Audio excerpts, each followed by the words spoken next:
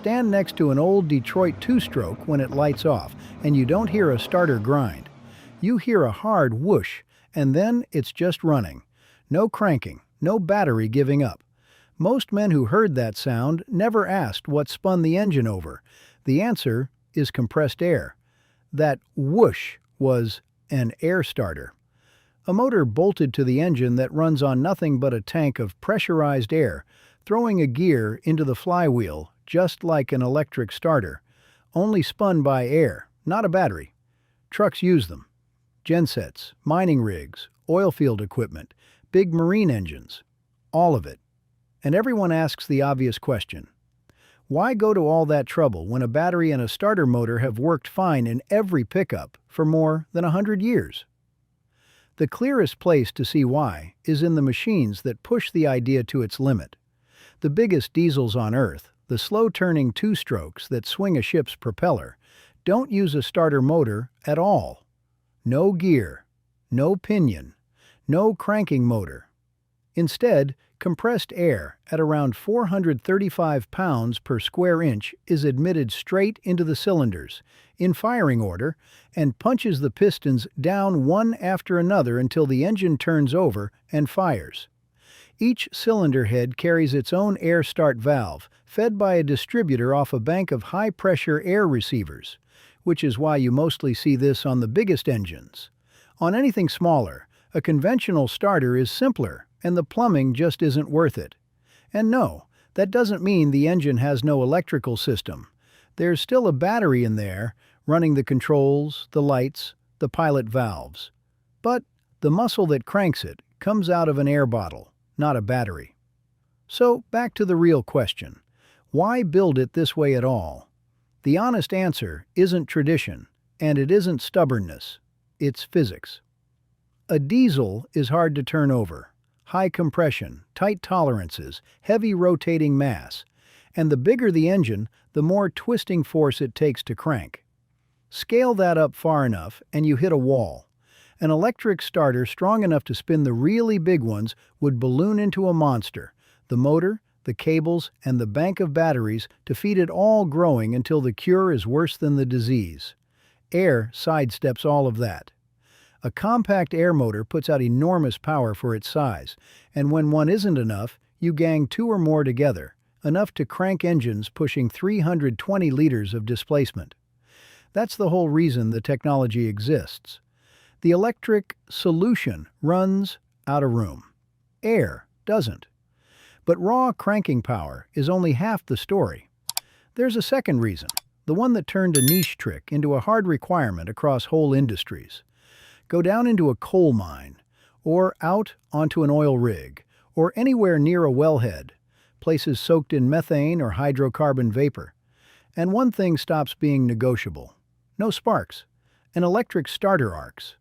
The brushes, the contacts, the moment the gear engages, everyone throws a spark, and in the wrong atmosphere, a spark is a funeral.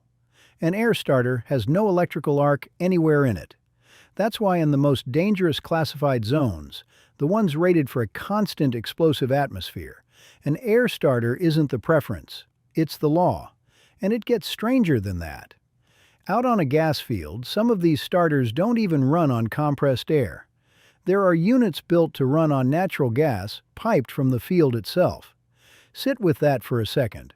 The engine gets cranked by the same gas coming out of the ground that it's there to pump. On a remote site, that field gas is easier to come by than a supply of clean compressed air, so the starter just runs on the product.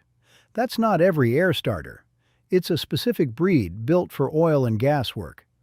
But it tells you how far the idea will bend to fit the job.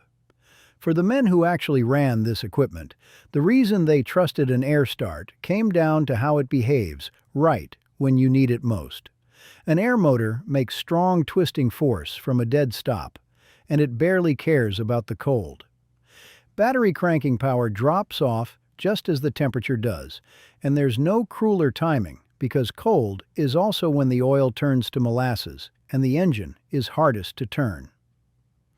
The one morning you need every bit of cranking power, the battery has the least to give. The air motor doesn't have that problem. Its grunt barely fades when the mercury drops, and it'll keep spinning as long as you feed it air, while an electric starter heats up fast under load and has to stop and cool before it cooks itself.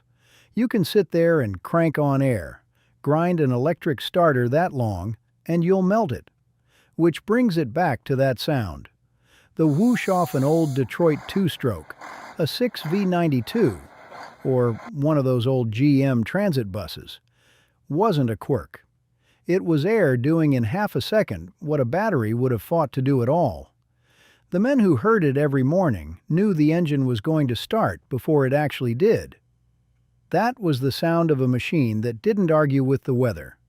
But there's a part of this story almost nobody outside the engine room ever hears. The system built around being safe, no sparks, no arc, carries a violent failure mode of its own. And it only lives in the big direct injection engines that shoot air straight into the cylinders, not the bolt-on starter on a truck. This is mostly a marine problem, and a bad one. Here's how it turns. One of those air start valves in a cylinder head sticks or leaks, even a little. Now searing combustion gas, well over 1,000 degrees, bleeds back past that valve into the starting airline and bakes whatever's sitting in it. And there's always something sitting in it. A film of oil carried over from the compressor, cooked over time into hard carbon caked along the pipe. Nobody sees it building. Then the engine gets started again. High-pressure air floods into that line, and between the leaking hot gas, the caked oil, and the sudden inrush, the whole mix lights off. What comes next is a flame front tearing back through the starting airline under full pressure. For years, the common explanation was that this was a backfire, flame kicking back out of the cylinder. That's now treated as secondary at best. The likelier trigger is the oil and carbon lining the pipe igniting when high-pressure air floods back in over a hot, leaking valve. It's the airline itself that explodes, not the cylinder. One marine engineer described a starting air explosion that blew the copper joints clean off the manifold and visibly stretched the flange bolts, while the ship was threading a tight, restricted channel with no room to lose an engine. The only thing that kept the blast from ripping back into the air receivers and taking the whole system with it was a single non-return valve doing its job. That's why the rules don't leave it to luck. On engines above about 230 millimeters of bore, class rules call for protection built into the line. Flame arresters or bursting discs, relief devices, non-return valves, with the exact fit depending on the engine. Every piece got written in because somebody, somewhere, found out the hard way what happens when it isn't. The technology sold on the promise of no sparks turned out to have its own way to blow itself apart. And all that safety hardware bolted over it is the receipt. There's one last honest weakness, and it's the one thing electric doesn't share. Air is stored energy. You've got a finite number of starts sitting in that tank, and when it's gone, it's gone. A dead battery, you can jump off another truck all day, but drain your air bottle on an engine that won't catch, and you're finished until you build the pressure back up.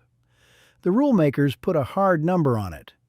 The air receivers on a ship have to hold enough for at least 12 consecutive starts on a reversible main engine, alternating a head and a stern, the way you'd work a big ship in and out of a berth, or 6 on an engine that can't reverse without a single refill. That's the margin. That's how many tries you get before the well runs dry. But the design closes its own loop. The moment that engine catches and runs under its own power, it drives the air compressor, and the compressor pumps the receivers right back up. The system that just spent its stored air to come alive immediately starts refilling the tank for next time. It burns its reserve to wake up, then quietly builds it back before anyone needs it again.